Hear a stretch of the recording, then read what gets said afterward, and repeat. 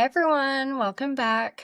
Um, I have had a migraine for like 4 days, so this might be a quicker episode than some of them. I'm also going to try something a little bit different than I have been and just wing it. So if it seems choppy or if you liked it better with more editing like before, let me know. But this is going to kind of be more just like pretty basic raw footage. So also, if you stayed till the end of chapter 2 the other day that I posted, you saw that I was about to try to make rice with the new rice cooker that I got.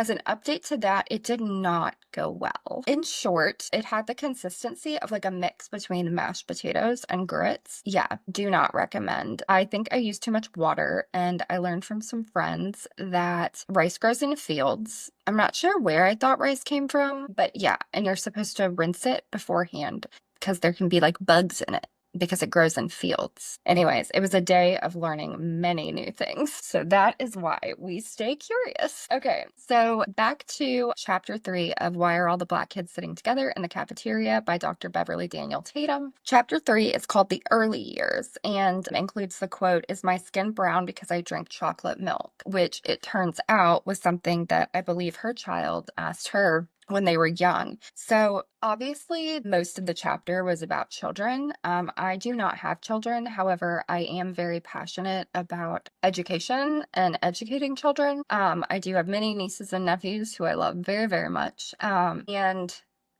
I think it's important that we teach kids important lessons very early on with that open dialogue and explaining things to them.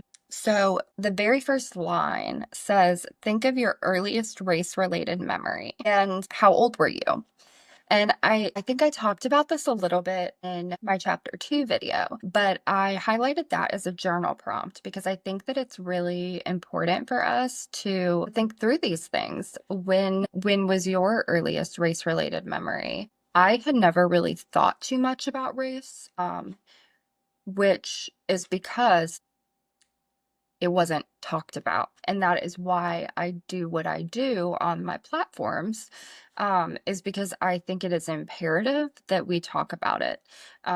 Nothing ever gets better by putting it aside or pushing it under the rug or whatever the saying is. And so a lot of people's answers will be different. And then she goes on to talk about some are stories of fear and avoidance communicated verbally or non-verbally by parents, as when one white woman describes her mother nervously telling her to roll up the windows and lock the doors as they drove through a Black community. I feel like a lot of us have had those experiences. If you really think back to when you were young, and not all of us, right? We all have different life circumstances and grew up in different areas, but I know that so many people remember times just like that. You know, like lock the doors or don't go to this part of town. That's the bad part of town. And it just so happens that that part of town is where there's a Black community. And you don't think about these things when you're thinking about like race related memories, right? You're thinking of like some big aha moment, but they were there. um, However discreet they may have been. Then she says, some are stories of active bigotry transmitted casually from one generation to the next through the use of racial slurs and ethnic jokes. We've all been there. And there's jokes about the jokes, right? Like the uncle at Thanksgiving. Like people joke about that. Some are stories of confusing mixed messages, as when a white man remembers the Black maid who was just like family, but was not allowed to eat from the family dishes or use the upstairs bathroom. Some are stories of terror, as when a Black woman remembers being chased home from school by a German shepherd, deliberately set loose by its white owner as she passed by. Yeah, and I think it's such a privilege if our first race-related memory was an aha moment and not a moment of like complete terror. Like that is a privilege to be like, how interesting, instead of, wow, I hope I don't die. She goes on to say, what do you remember? Something someone said or did, a name-calling incident, an act of discrimination, the casual observation of skin color differences? Were you the observer or the object of observation? From my experience, which I have made videos about before, and I believe possibly even mentioned in my chapter 2 video, I was definitely the observer. I was lucky enough to have a Black woman point something out to me that was occurring in the healthcare system when I was in nursing school. And that is what I was observing. Like I had already observed, but then she said something to me about it, which I'm so grateful that she did, because I'm not sure that I would have kept playing the tape through to come to the aha moment conclusion on my own. And that was a huge moment. And I'm glad that she took that risk, because it's a risk for her. But we know how white people are. And then Dr. Tatum goes on to talk about like what emotions you associate with it. So when we're thinking of our first race-related memory, what emotions are we associating with that memory? And did we talk to anybody about that? If we were sad or ashamed or scared, or no matter what the emotion was, like, did we discuss it with anyone? And I know I don't think I did. I'm pretty positive that I didn't, actually. And, she says, why or why not? And I think I'm adding all of this to the journal prompt section of the notes or description. But she talks about, like, did you already, like, by not telling anyone, like, whatever your emotions were, if you didn't, which I feel like many of us probably didn't, was it because you had already learned that race was not something that should be talked about? One of the quotes that I highlighted in green under preschool conversations: though adults often talk about the color blindness of children, the fact is that children as young as 3 do notice physical differences, such as skin color, hair texture, and the shape of facial features. Certainly, preschoolers talk about what they see, and often they do it in ways that make parents uncomfortable. How should we respond when they do? And then she discusses one situation where her youngest son, David, observed a white mother helping her brown-skinned biracial daughter put on her boots in the hallway of her son's preschool. Why don't they match, Mommy? He asked loudly, absent-mindedly collecting his things. I didn't quite understand what he was talking about. Mismatched socks, perhaps? When I asked, he explained indignantly, you and I match, they don't match. Mommies and kids are supposed to match. I responded matter-of-factly, David, they don't have to match. Sometimes parents and kids match, and sometimes they don't. And then she talks about another experience with her oldest son when they were driving back from like the daycare center. And her oldest son says, Eddie says my skin is brown because I drink too much chocolate milk. Is that true? Eddie was a white 3-year-old in Jonathan's class, who, like David, had observed a physical difference and was now searching for an explanation. No, I replied, your skin is brown because you have something in your skin called melanin. Melanin is very important because it helps protect your skin from the sun. Eddie has melanin in his skin too. Remember when Eddie went to Florida on vacation and came back showing everybody his tan? It was the melanin in his skin that made it get darker. Everybody has melanin, but some people have more than others. At your school, you are the kid with the most. Because she talked about how he was the only Black child in his daycare class. So she goes on to list so many examples and discusses how much, especially white parents, but how one of the most common things, because you are embarrassed, like she said, even she was, like in the hallway, are like they shush. And what kids learn when that's being done when they're so young as they grow up. If your first inclination when you bring up your observations about race is to be shushed, you learn that race is something that should not be discussed, that should not be talked about. And that is not only not helpful, but harmful. And then she goes on to talk about that experience we just talked about where Eddie had asked if her son's skin was brown because he drinks too much chocolate milk. And she says Eddie's question represented a good attempt to make sense of a curious phenomenon that he was observing. All the kids in the class had light skin except for Jonathan. Why was Jonathan's skin different? It didn't seem to be dirt. Jonathan washed his hands before lunch like all the other children did, and there was no change. He did often have chocolate milk in his lunchbox. Maybe that was it. Eddie's reasoning was first-rate for a 3-year-old. The fact that he was asking about Jonathan's skin rather than speculating about his own reflected that he had already internalized whiteness as the norm, which it was in that school. And she says his question didn't reflect prejudice in an adult sense, but it did reveal confusion. And she went on to ask the teacher about how the teacher responds to race-related questions, and the teacher said, it hasn't really shown up.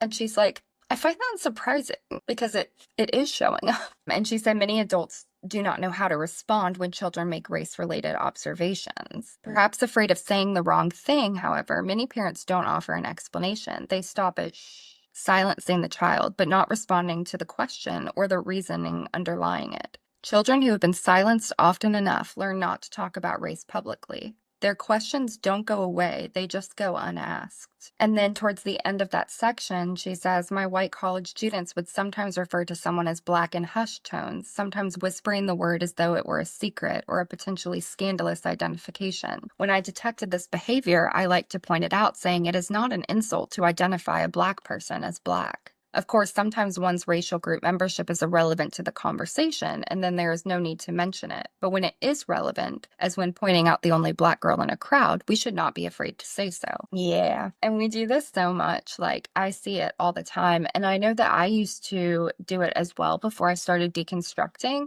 because we were taught from a young age that to speak about color was somehow incorrect. But it's okay to talk about white people because that's society's norm. And I say okay, like in quotes, right? But not okay to talk about black people. And is that not erasure? Like, by not talking about something, by avoiding saying the word black or by associating it with negative connotations, like Rebecca, White Woman Whisperer, just did a video recently that, of course, the white women came in droves. And she was offering a new perspective about how when we talk about black and white thinking, like maybe that's not the best to do, right? And I don't want to speak what she said, so I won't. You can go find her video, if you want to watch it. I really, really liked it. But basically, she was just offering a new perspective, because a lot of things when we refer to black and white, one is good and one is bad, right? Which one's usually good? White, and black is usually seen as bad. And they talk about that in this chapter. And I just seen, like, she just posted her video a few days ago, and I was like, what are the odds it would be right at this moment? Where is it? I know that I highlighted it. Yeah.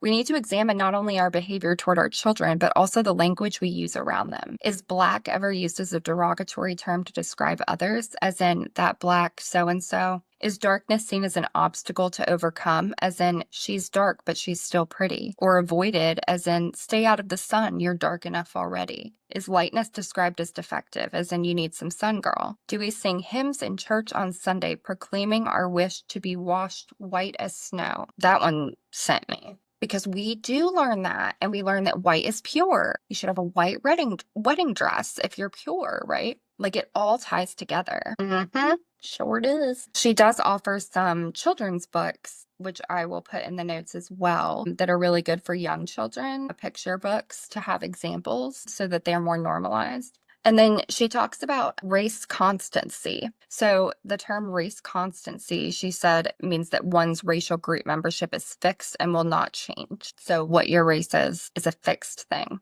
And she said that is not achieved until children are 6 or 7 years old, and the same is true of gender constancy. Just as preschool boys sometimes express a desire to have a baby like mom when they grow up and are dismayed when they learn they cannot, young black children may express a desire to be white. Though such statements are certainly distressing to parents, they do not necessarily mean that the child has internalized a negative self-image. It may, however, reflect a child's growing awareness of white privilege conveyed through the media. For example, in a study of children's race-related conversations, one 5-year-old black boy reportedly asked, "Do I have to be black?" To the question of why he asked, he responded, "I want to be chief of paramedics." His favorite TV show at the time featured paramedics and firefighters, all of whom were white. She also talks about the term colorism, which means the societal preference for light skin and the relative advantage bestowed on light-skinned black people historically.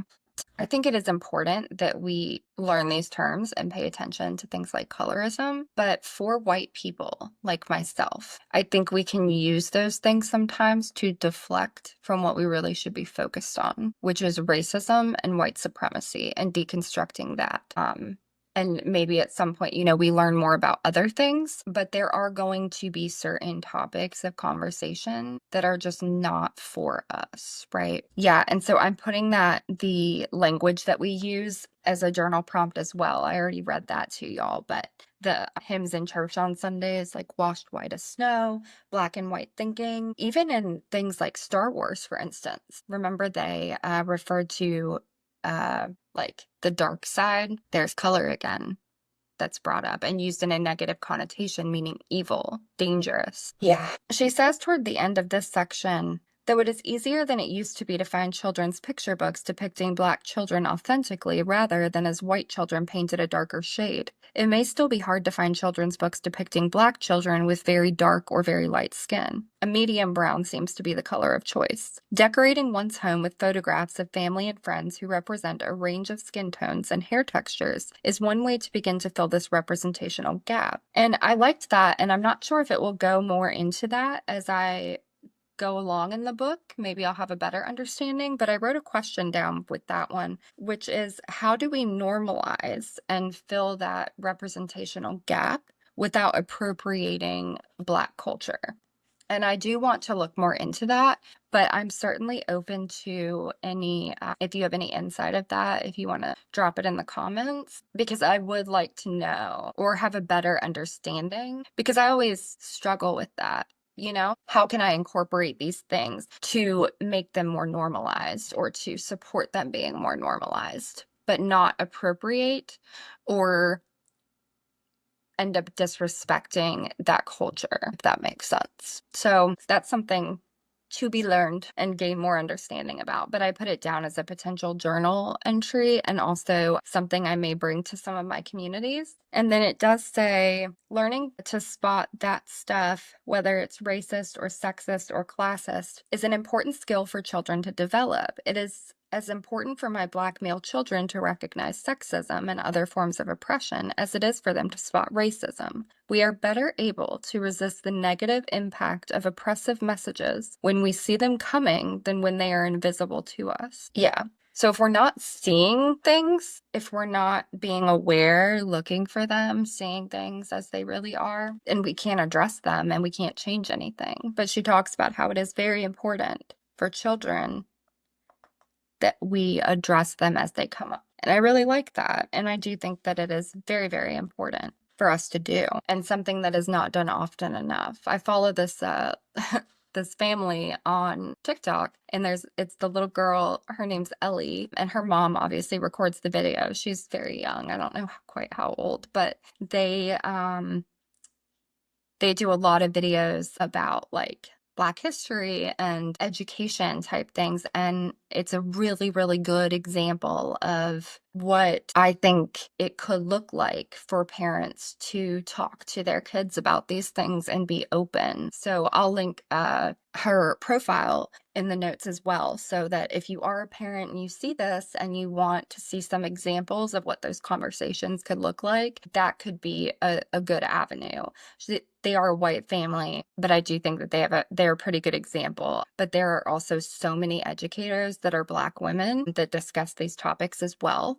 And if you know of any that you follow and you're either a parent or you just follow somebody, Black women or Black people that give really good examples of having these conversations with children, please drop them in the comments, because always looking for more voices to amplify. And the Black community is the most important we should be learning from when we pay them for it. That is a responsibility. We have to do things different. We can't expect them to teach us. We have to do our own work, which is part of why I'm reading. It all is very interesting. So the next chapter is chapter 4, which is identity development and adolescence. And the quote is, "Why are all the Black kids sitting together in the cafeteria?" So that should be very interesting. I'm really excited. I'm enjoying this book so much, and I hope it's helping others too, for me to kind of give some summaries and talk through some of the things. I'm sorry I'm kind of blah today with my migraine, and now I'm going to go rest my eyes more. But thanks for being here. And yeah, more to come with the next chapter Monday morning. Hope you'll tune in. Have a great evening/weekend. Okay, bye.